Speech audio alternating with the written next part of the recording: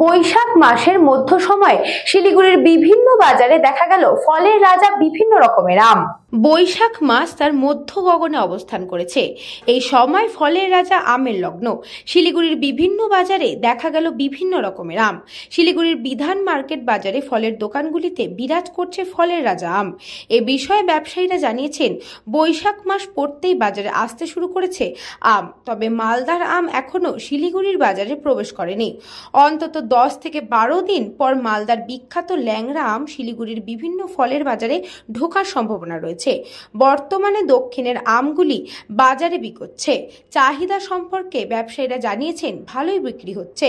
ক্রেতারা আসছেন, আম নিচ্ছেন। স্বাভাবিকভাবে প্রত্যেক বছর গরমের সময় বৈশাখ ও জ্যৈষ্ঠ মাসে আমের রাজত্ব চলে বাজারগুলিতে। ফলের মধ্যে পছন্দের তালিকায় সবার ওপরে থাকে আম।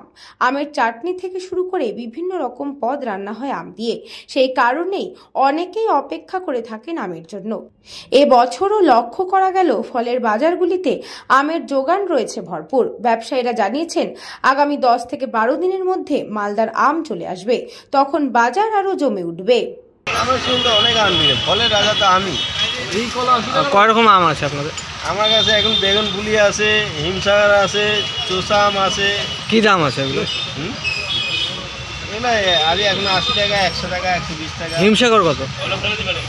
হিমসাগর তো ওই কৃষ্ণনগরে এগুলো হিমসাগর আছে, 100 টাকা কিলো আছে, 80 টাকা কিলো আছে। আর বাকিগুলোর দাম কি আছে? গোলাপ বাদাম আছে, 120 টাকা কিলো আছে। কেমন বিক্রি হচ্ছে? ভালো বিক্রি হয়েছে। আম তো আমের শুধু আমি বেশি বিক্রি হয়। আম ফলের রাজা আম।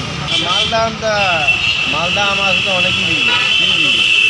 মালদার আম কবে ঢুকবে? কিছু মোটামুটি আর 10-15 দিনের মধ্যে ঢুকে যাবে। ব্যুরো রিপোর্ট, নিউজ পঙ্ক টাইম।